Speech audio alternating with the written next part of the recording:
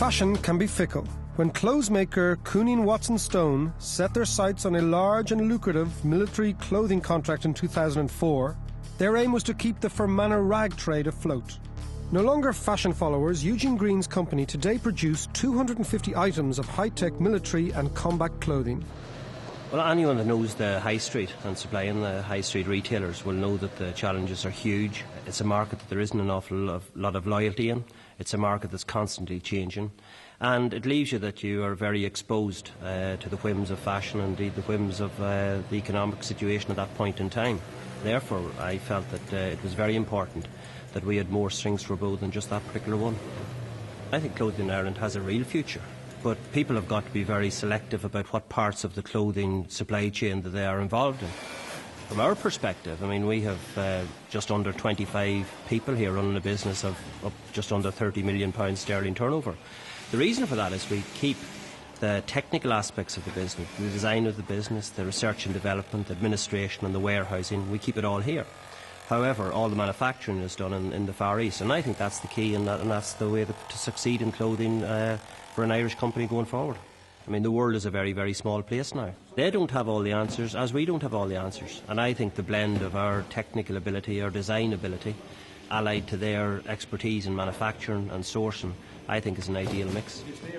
Traditionally with the military, you would have tended to have a lot of cotton-based products.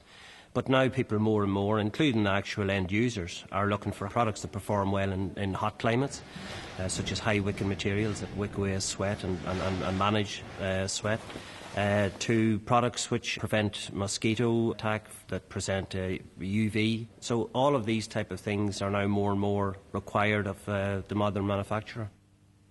Well, we have a number of plans. I mean, in terms of expansion, we've already brought ourselves into the police market, which is a huge move for us and a big market.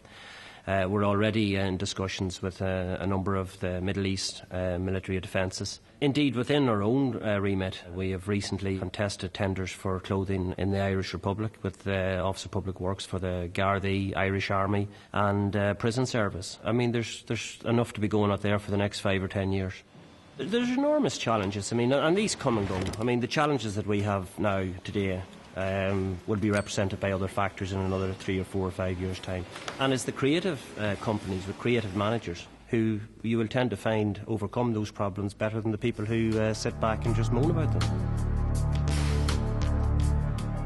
Ulster final Sunday, and Eugene Greene can't camouflage his hopes. He honed his competitive edge while playing senior football for Fermanagh.